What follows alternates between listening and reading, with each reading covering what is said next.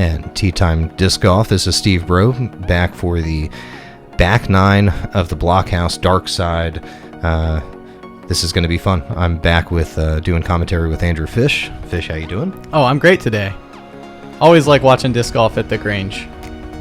So we've got yourself, we've got MJ, Eric, and Chris starting off here. Yeah, everybody played pretty decent in the front nine. Fish sitting at 15 down, MJ at 13, Eric at 9 down, and Chris at 14 for the tournament. So this is a shot of hole one of the sunny side and the camping area where everybody is. They did that drone footage a little early because that place gets packed. Absolutely. There's a lot of folks who use this as a vacation. They bring their families, they camp out for the entire week. It really is a disc golf experience that you can't beat in the Mid-Atlantic. Yeah, you don't have to be playing in the tournament to find something to do. That is for sure. There's a lot of folks who hang out, they'll caddy for their friends, or they'll just, stand and watch in a place where they can see 3 or 4 holes. Play some tiki madness, maybe some ping pong, take a dip in the pool. Absolutely. Mike is a unbelievably gracious host, and we're so thankful to be able to come back year after year and do this thing.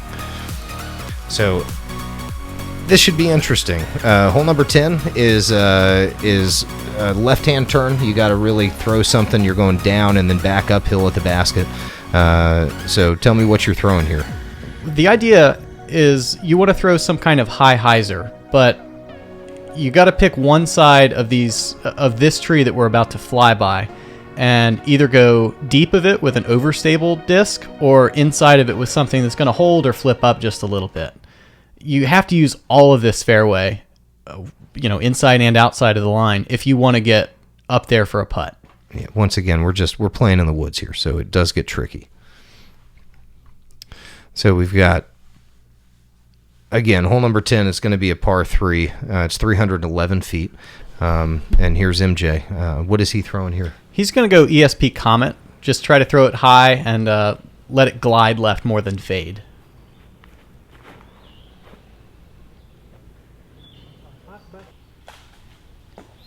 And he ends up in the middle of the fairway, which is not bad. Yeah, he pushed a little deep, but the touch he got put him in a puttable spot.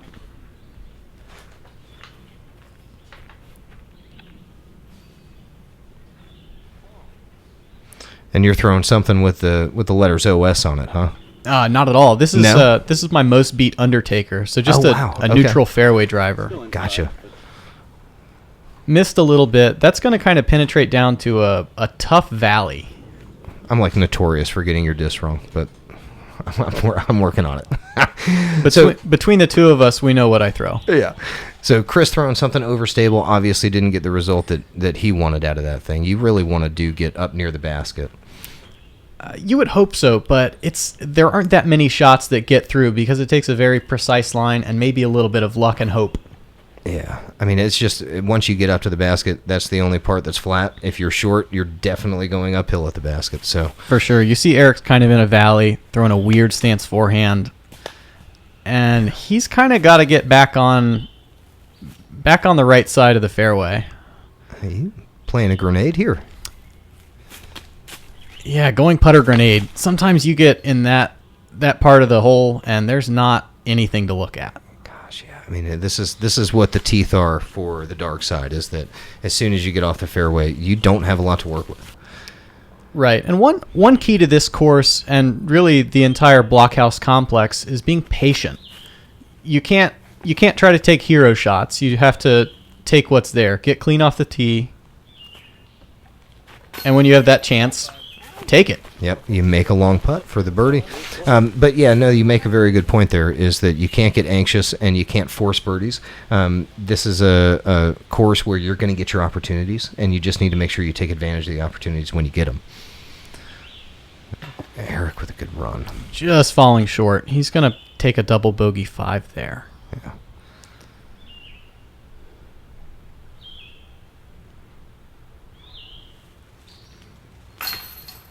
Great putt. And Chris will also tap in his 3. Yeah.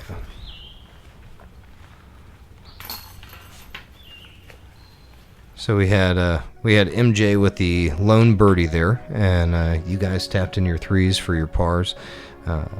So we're going to go ahead and move on to what I would assume has to be your favorite hole on the course.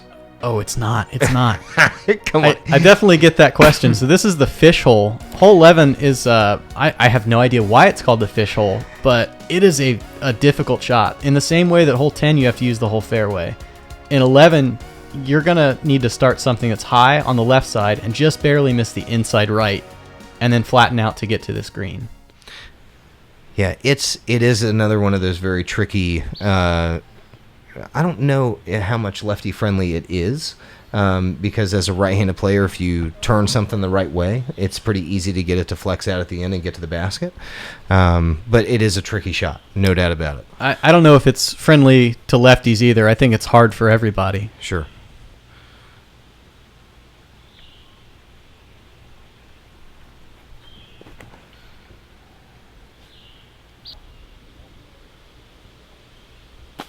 And that's about as good as you can play it. It's a great comet shot.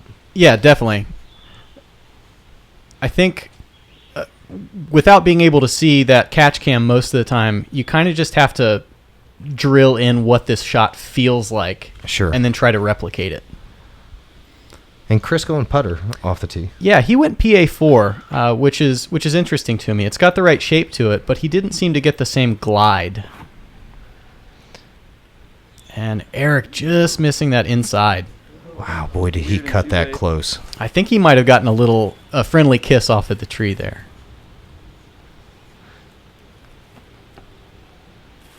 MJ going flick at it. Ooh. He doesn't throw a lot of flicks, but he showed me throughout this tournament that he has good command on those ringers for touchy little upshots.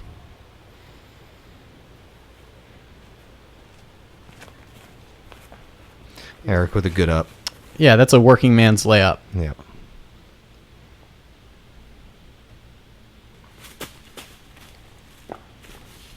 Yeah, Chris just hitting those branches on the way in. He definitely was running that.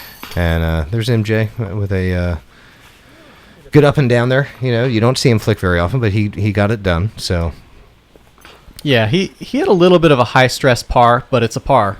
That's good enough on this course. All right, and you're going to get the only two there. Yeah, that one feels pretty good.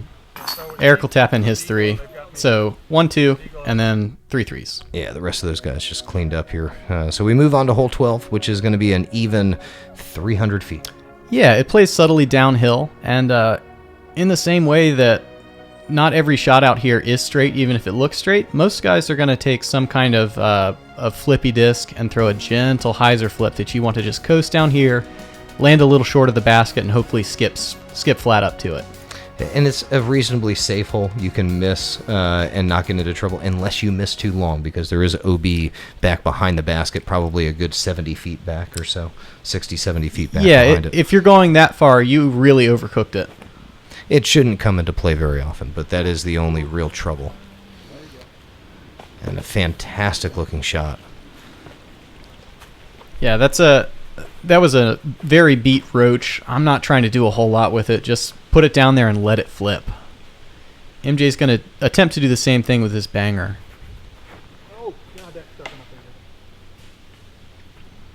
And it's stuck to his finger. It was a muggy day, can confirm.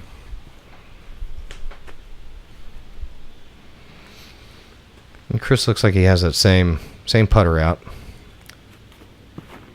You said that was a PA4, or is this? Yeah, I is think this he's got a couple of those in his bag, but should be that yellow PA4 again. That had a lot of movement on the ground that got all the way down there. That's nice about the downhill. Right. Anything that gets past that last tree is inside the circle, so Chris should be in a decent spot for him. Eric says it's not old enough, which means that it did not want to turn right. Yeah, you saw that hyzer out. He had a decent shape to it to start.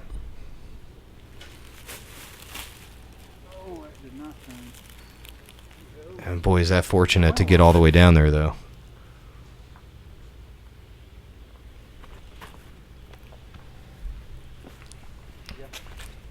That'll be a safe layup for Eric, just tapping in his 3. MJ for his par. I don't know what he did wrong there. It was a little bit left side, but it looked like it caught all the chains on the left side.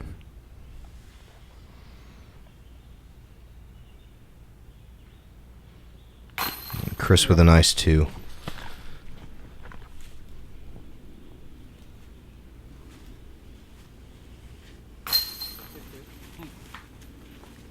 And a good 2 out of you as well.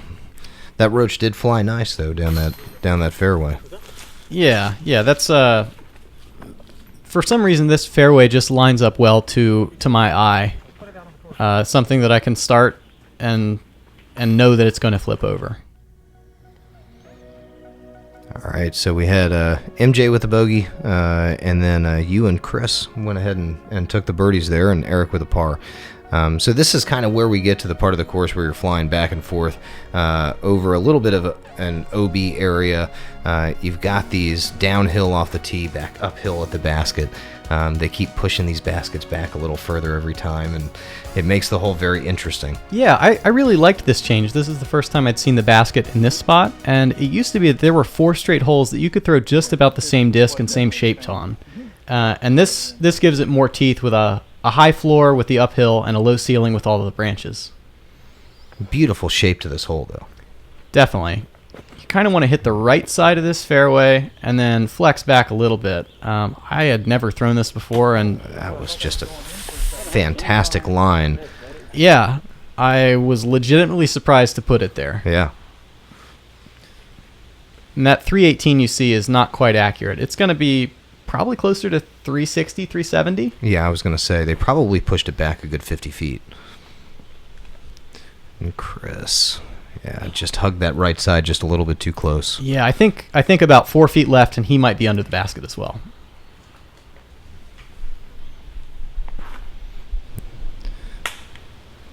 And boy, Smith can't get anything to turn right for him. He seems disappointed. Yeah, he kind of knew. Yeah.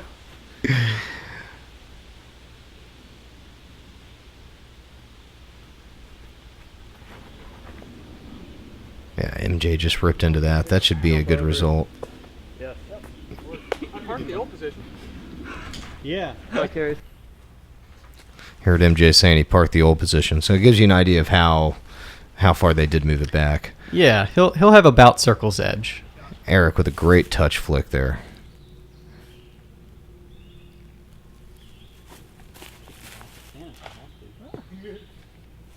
That's a little bit of a surprising mistake out of Chris. He's usually so precise when he's within putting or short run range. Oh, wow. Yeah, I caught the ring right there. MJ handles it like a pro, though. Yeah, that is a shock. I mean, it literally was in the bottom of the basket. So, a great comebacker for you. You did end up probably 20 feet with some trees in the way. Yeah, I had to go over some hollies in order to make that drop in. Chris makes good. And the hollies out here are not your friend. It seems like every time you got to kneel on the ground to throw a roller to get out of trouble or something, you're right on a holly bush. I don't know that they've ever given me a friendly kick, but they've given me more than one unfriendly kick. Oh, yeah. No doubt about it. So we move on here. We've got another downhill off the tee box. You got a slightly uphill as you get back to the green area. But what a beautiful hole. This is one of my favorite on the course. Yeah, I really like that they moved this tee pad back by about 50 feet because it brings that OB into play if you saw off your hyzer a little bit or just don't throw it far enough. So even though you're throwing downhill, I kind of feel like it plays more like 380 feet as opposed to in the 400s. At least. You have to really put a good tug on a disc to get it there. Between the gap you have to hit and the low-hanging branches. Sure, it was tough to get there when they had the tee box moved up.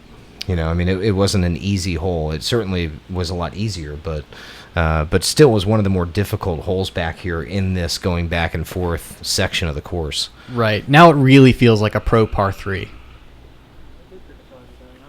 And we didn't see that come out. Hopefully not too far into the right side there.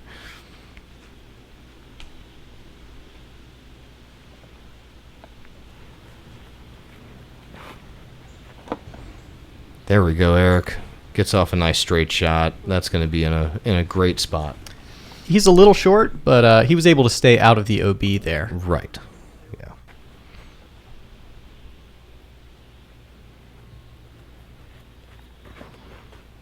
And get it to flip up a little bit.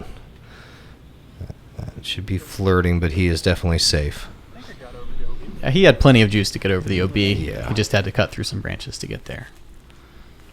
All right, so let's see if Chris can make good on a long one here. With this uphill lie, he's got plenty of chances to take a safe run at it. And he hit a holly. What do you know? Yeah.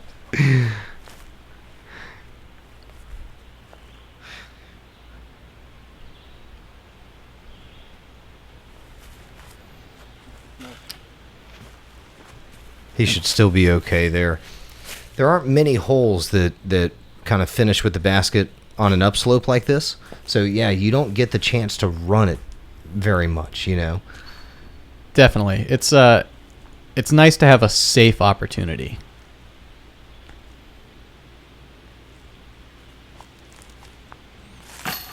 Oh, my gosh, nothing wants to stay in. So Eric Smith told me the old Billy Crumpism never had a chance. Nobody knows who Billy is anymore.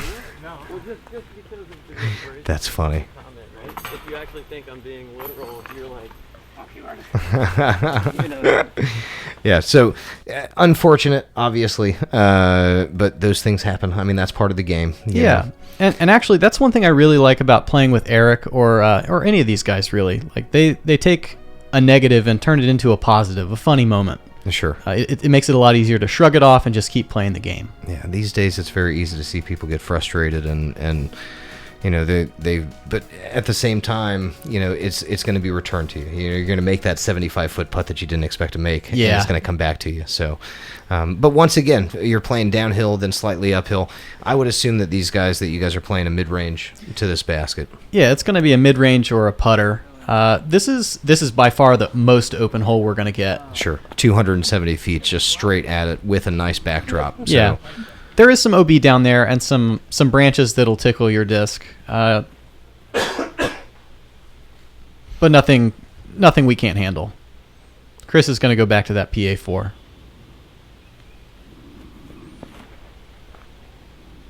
And it's just on a rope. That's a great shot.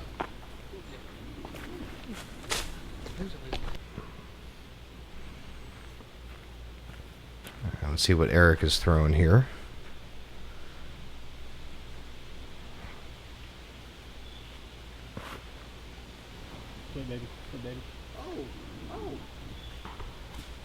And just hits early. That's the mistake. You know, I mean, that's how you make the mistake on this hole, is just leaving it a little bit left or right and not getting to the basket. Yeah, I know that my mental cue on this is to have a little bit of left to right movement. Less because it requires that, more because it's a fair miss if you go to the right. And there's MJ showing you how to throw a banger to the basket. A great shot. That is a banger, correct? Yeah, that purple banger is notorious in the North Carolina area. He's had it in his bag for over 10 years, despite a trip to Maple Hills Pond.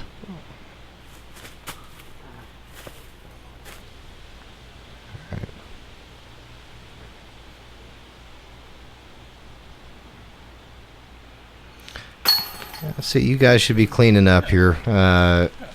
3 birdies, and it's going to be a par for Eric, unfortunately.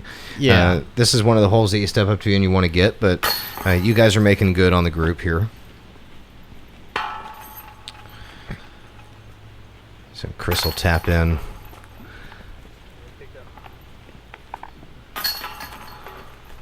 And the next hole, even though the distance once again is 303 feet, is one of the more difficult holes on the course. Yeah, it's called a par 3, but in some ways it's going to score a little bit more like a par 4. This OB down here is very grabby.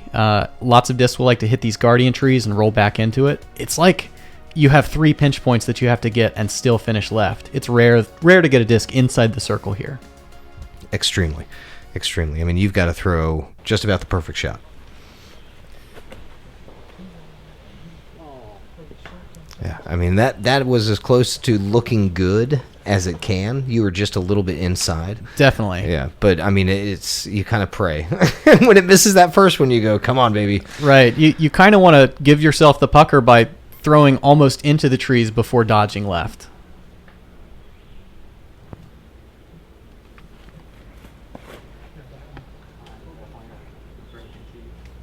And Chris he went inside. I don't know what the result's going to look like, but it was definitely inside.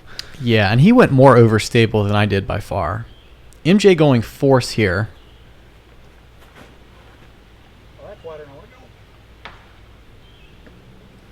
And that it finds the OB.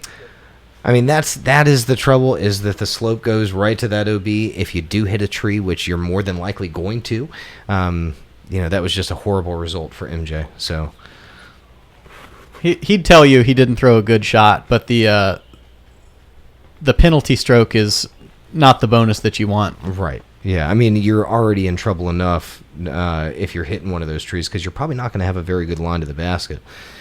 Fortunate for MJ is that he actually had a really good gap and a good line to the basket from where it went OB. So he'll get us 4.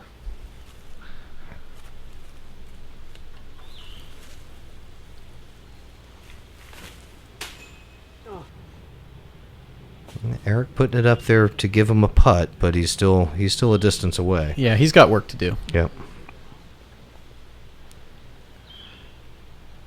If you can find the basket in this shot, let me know.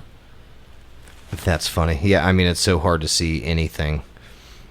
Thanks to the camera guys, though, for getting back there to show the shot. Absolutely. Yeah. I know we're talking about the hollies. They have to be as well. Yeah.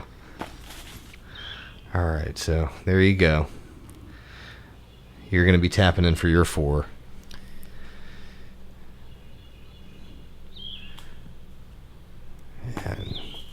And that was actually Chris for his 2. Somehow Right, he managed to filter pretty far up there. Yeah, he had a good opportunity at that. And Eric just smashing chains. Yeah. Well done, Eric Smith. It was about time he got something going. That's a nice save. Yes. All right, and Chris takes his par. So we're going to have you and MJ, unfortunately, taking the bogeys here. If you count it up before the round, this is kind of a forgivable 4. It is. It is. I agree. I'll watch you try. Yeah, these 3 holes, 16, 17, 18, to finish out the dark side are no easy task. I mean, they're 3 holes that have teeth that will bite. I have finished rounds here not the way that I wanted to on the dark side. Absolutely. Like I said, this is a course where you have to be patient. You can't get caught counting birdies or counting your score until you've turned your card in, really. Yeah. So this is tough. This is going to be a big turnover shot for the right-handed players. You've got a mound that it kind of goes down and into the basket. It's a very, very difficult shaped shot. It is. Really getting your width right before you start turning and then gliding down the hill. Chris is going to go forehand here. He's got a good enough forehand to be able to push it that 350, 344. Yeah, he definitely caught some heavy stuff there, but that was a good attempt at it. Eric is going to go with just your right-handed backhand shot. Is he throwing a comet here? Or do you Yeah, know I want to he's say throwing? he's going comet. He's going to start it on a little bit of an ante, try to get it to turn over and hold, and that's a pretty good line from what it looks like.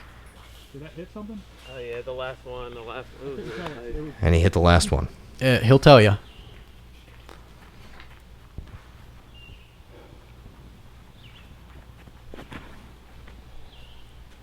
That looks clean. Ah, that's the last tree going right down to the basket. I had my suspicions about how it got there. It felt like a good line. But it's putting. Putting is good enough on this hole. It sure is.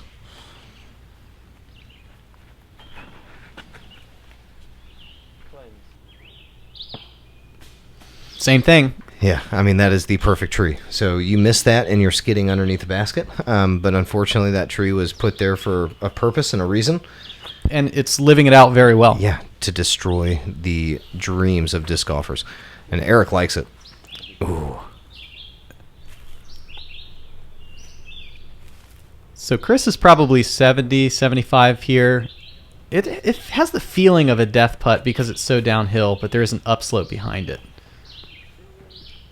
But I mean, again, it's easy to roll away just like he did. You know, you get the disc on an edge and it can go.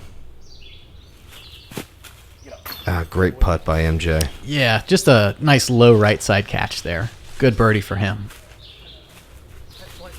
I still don't think Chris is going to have a problem with that putt, though.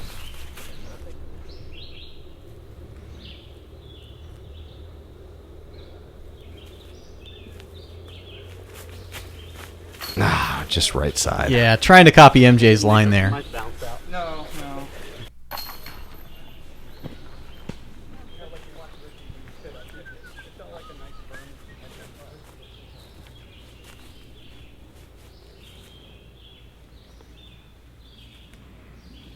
So Eric and Chris tapping in for their pars. 10% of my good putts come out. And you're going to do the same, and MJ with the lone birdie. All right, so we're going to move on to hole 18. Hole 18 is a vicious 299.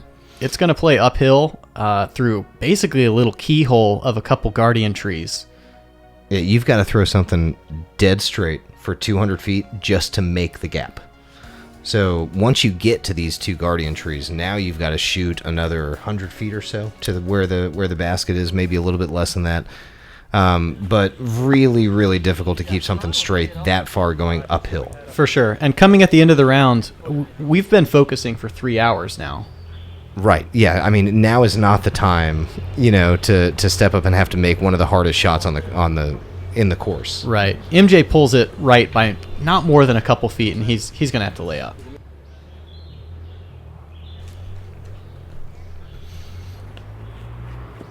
Now, Chris, I expect, would get his mid-range up to close to where this is, and that was actually a really good result.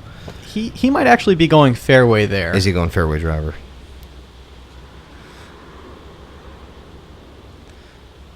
And there's Eric ripping one up the hill there. You can get sneaky on that right side a little bit.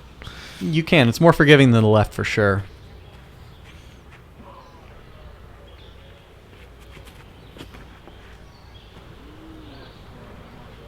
And that's just as good as you can do it. I mean, you... Unbelievable, That's Fish. one last comment for the round. It's great to have a low-stress birdie there.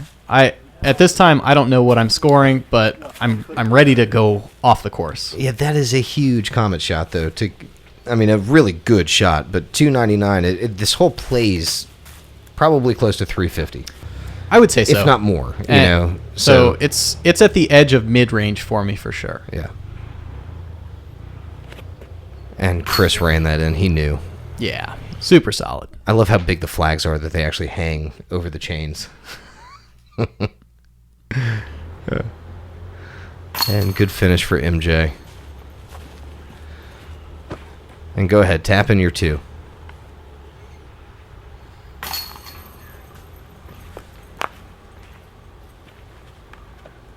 So Once I started stepping, it got that's going to bring an end to 18 holes at the dark side. Yeah, that's the end of Saturday. We're going to have Fish. You are going to be in the lead here at 19 down, with Chris not too far behind you at 17 down. Yeah, our scores for the round were 48 for me, 52 for MJ, 59 for Eric, and 49 for Chris. All of those are solid and going to keep us definitely on the top card or close to it. Yeah, we might have one change over there from Eric Smith might have to get bumped there, but we give him a valiant effort. And once again, we just want to say thanks to Mike Trapasso and the Blockhouse. You guys are amazing hosts and do an amazing job with putting this tournament together. Thank you to the guys at Tea Time for getting out here and getting us the coverage, because it's an amazing place. It deserves to be out there. Definitely. I'm really excited to see it next year for the U.S. Women's Disc Golf Championship. A lot of these Spotsylvania courses, Hawk Hollow, Cannon Ridge, Loriella, and especially the Blockhouse are really special, and it's great to recognize what's going on there. All right. Again, thank you very much. We'll see you for round number 3.